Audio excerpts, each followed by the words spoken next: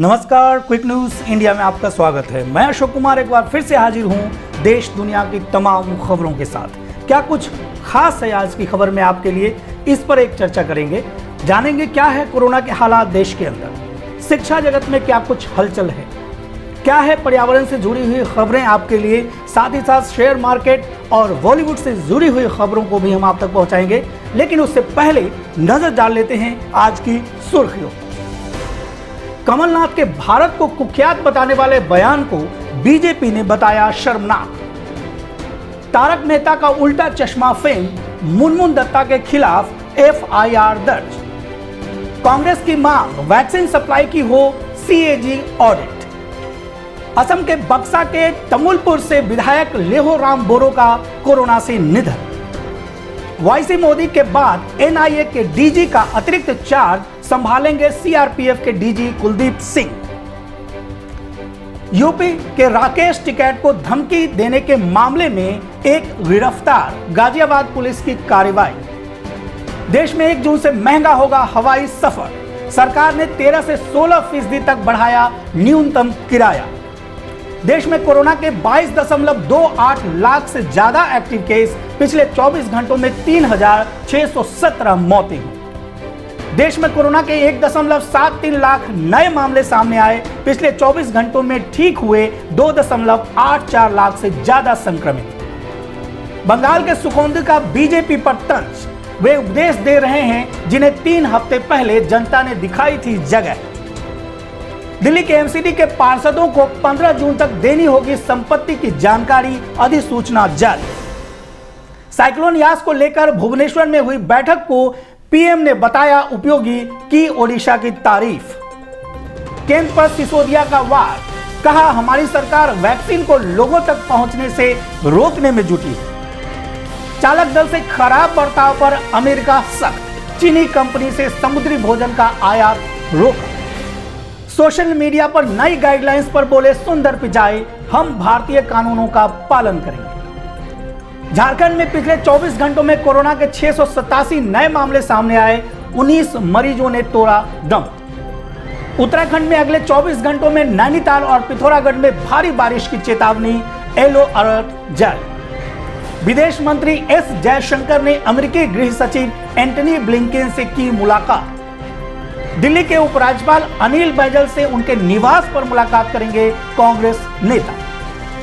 आइए जान लेते हैं खबरों को विस्तार से। क्या कुछ है विस्तार से हमारी खबर में, कोरोना के अंदर क्या खबर आ रही है, क्या हालात है देश में, या क्या कुछ चल रहा है कोरोना के कारण। जैसा हम सभी जानते हैं, कोरोना देश में एक ऐसी महामारी है जो न जाने कितने मासूम लोगों को काल के गाल में समा चुका है।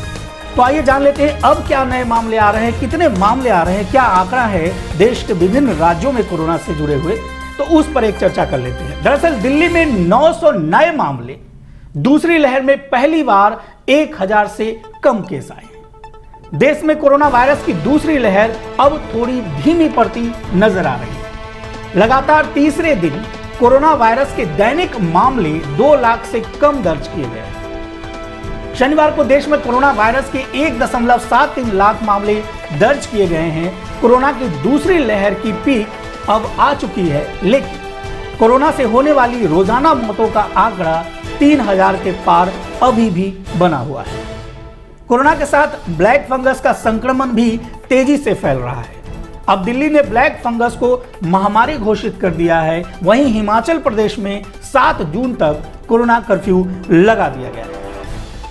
दरअसल भारत में कोरोना वायरस की दूसरी लहर का प्रभाव धीरे धीरे अब कम हो रहा है। इस बीच अब वे सभी राज्य जहां पूर्ण लॉकडाउन लगा है, वे अब धीरे धीरे आर्थिक गतिविधियों को शुरू करने के लिए अनलॉक की प्रक्रिया की तरफ बढ़ने का ऐलान भी कर चुके हैं।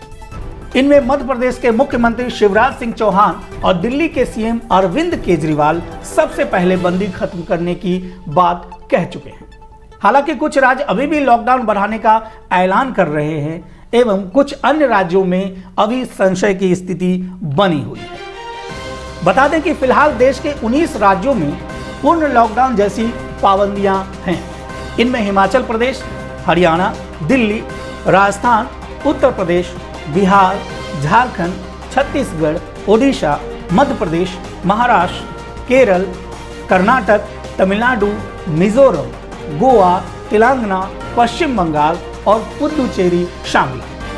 यहाँ पिछले लॉकडाउन जैसे ही कड़े प्रतिबंध लगाए गए। इनमें तमिलनाडु ने तो लॉकडाउन 6 जून तक बढ़ाने का ऐलान कर दिया है, जबकि महाराष्ट्र में प्रतिबंध जारी रखने की बात कही है। दूसरी तरफ पंजाब, नागालैंड और राजस्थान भी अभी बंदी लागू रखेगी। हालांकि उत्तर प्रदेश, बिहार और झारखंड में केसों में गिरावट के बीच लॉकडाउन खोलने का फैसला लिया जा सकता है।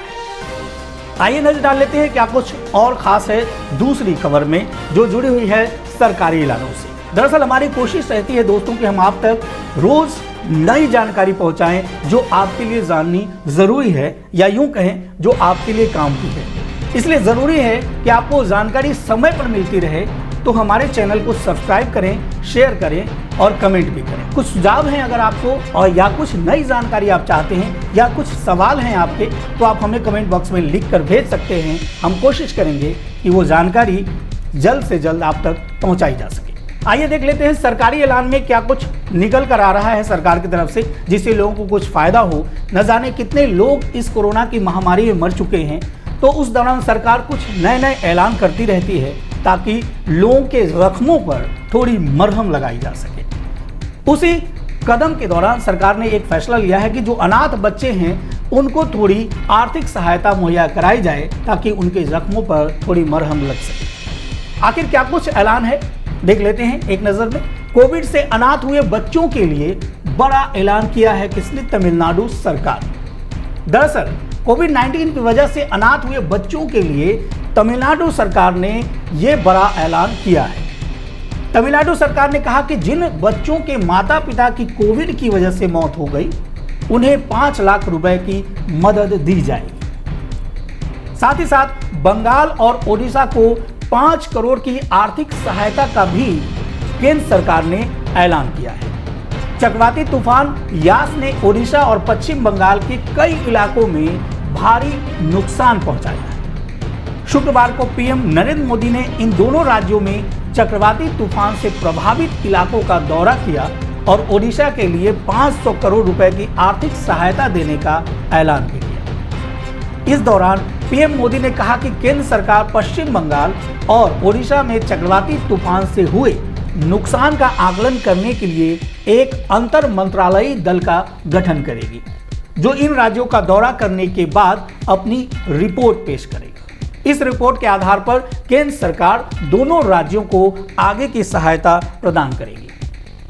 आइए नजर डाल लेते हैं शिक्षा जगत में क्या कुछ खास है। दरअसल शिक्षा जगत में भी हलचल रहती है इन दिनों, क्योंकि देश में corona, black fungus, yellow fungus और व्हाइट फंगस की मार चल रही है। साथ ही साथ कई अलग अलग तरह के तूफान भी देश को नुकसान पहुंचा रहे हैं, जिस वजह से कुछ न कुछ इसमें उठापटक होती रहती है। क्या कुछ खास है शिक्षा जगत में, इस पर एक नजर डाल लेते हैं। कोरोना संक्रमण की रोकथाम के लिए इन दिनों विद्यालय पूरी तरह बंद कर दिए गए। ऐसे में बच्चे घरों में रहकर ही पढ़ाई कर रहे हैं। साथ ही छात्र छात्राओं की शैक्षणिक गतिविधियों और उनकी प्रगति जानने के लिए खंड शिक्षा अधिकारी विकास नगर हिमांशु श्रीवास्तव ने पहल की है। उनकी ओर से बच्चों के घरों पर पहुंचकर शिक्षा और इससे जुड़ी गतिविधियों का जायजा लिया गया। खंड शिक्षा अधिकारी ने छात्र छात्राओं की कॉपियां चेक की और उनके अभिभावकों से प्रगति के बारे में जानकारी ली। बताया कि छात्र छात्राओं की स्थिति का इससे सही आकलन किया जाएगा और उसी आधार पर अगली योजना बनेगी। आइए अब चर्चा कर लेते हैं पर्यावरण में क्या कुछ खास है। जैसा कि हम हर दिन कुछ न कुछ पर्यावरण से जुड़ी हुई रिपोर्ट आपको पेश करते हैं, साथ ही साथ हमारा चैनल आपसे पर्यावरण संरक्षण के लिए अपील भी करता है, ताकि पर्यावरण में जो कुछ आज हो रहा है उसको कम किया जा सके। जो निर्दोष लोगों की मौतें हो रही हैं उनको बचाया जा सके। जरूरी है कि पर्यावरण संरक्षण की तरफ हम अपने कदम भी उठाएं, साथ ही साथ अपने आस पड़ोस लोगों को पर्यावरण के प्रति जागरूक करें कि ये पर्यावरण कितना महत्वपूर्ण है हमारे लिए, या पर्यावरण में जितनी भी चीजें हैं वो कितनी महत्वपूर्ण है। इस पर जरूरत है कि आत्मविश्लेषण किया जाए। आइए देखते हैं क्या कुछ है। दरअसल 5 जून को विश्व पर्यावरण दिवस है। जान लेते हैं कि इस साल इस पर्यावरण दिवस पर थीम क्या है और इस थीम का क्या महत्व है। विश्व पर्यावरण दिवस 5 जून को हर साल मनाया जाता है। इसका उद्देश्य लोगों को पर्यावरण की सुरक्षा के प्रति जागरूक और सचेत करना है। प्रकृति के बिना मानव जीवन संभव नहीं है। हमारे लिए पेड़ पौधे, जंगल, नदियां, झीलें, जमीन, पहाड़ बहुत जरूरी है। इस दिवस को मनाने का फैसला 1972 में संयुक्त राष्ट्र महासभा द्वारा आयोजित विश्व पर्यावरण सम्मेलन में चर्चा के बाद लिया गया। इसके बाद 5 जून 1974 को पहला विश्व पर्यावरण दिवस मनाया गया। विश्व पर्यावरण दिवस की थीम क्या है 2021 में, इस पर चर्चा करते हैं। दरअसल विश्व पर्यावरण दिवस 2021 की थीम पारिस्थितिकी तंत्र बहाली है। दोस्तों, पारिस्थितिकी तंत्र उसमें कहते हैं जिसमें सभी जीव अपने जीवन का निर्वाह सतत रूप से करते हैं और कहीं भी असंतुलन की स्थिति नहीं होती है। जब पारिस्थितिकी तंत्र के अंदर असंतुलन होता है तो दुनिया में इस तरह की महामारी जो आज हम देख रहे हैं उस तरह की स्थिति पैदा हो जाती है। इसलिए जरूरी है कि यह पारिस्थितिकी तंत्र का संतुलन बरकरार रहे और इसमें हम अपना योगदान देते रहे। प्रकृति के इस तंत्र को कभी भी हम छेड़ने की कोशिश ना करें। आइए जानते हैं इसमें क्या कुछ है। इसलिए पर्यावरण दिवस पर पर्यावरण की बहाली का संकल्प लेना चाहिए। संपूर्ण मानवता का अस्तित्व प्रकृति पर ही निर्भर है।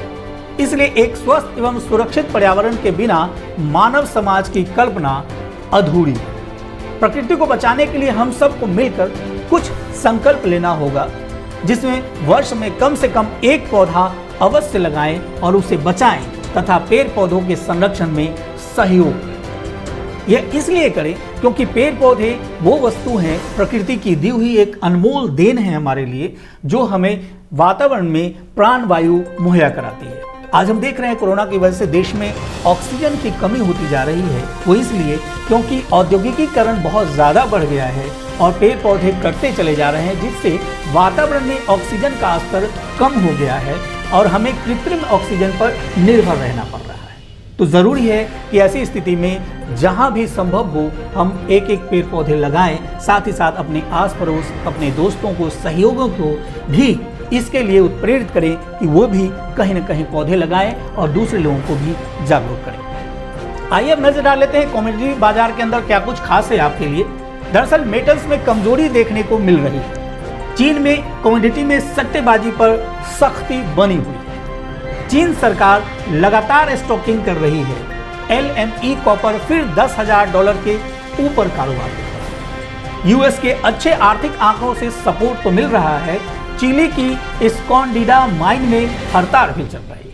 वहीं यूएस के मेगा इंफ्रा पैकेज से मेटल्स को सपोर्ट मिल रहा है।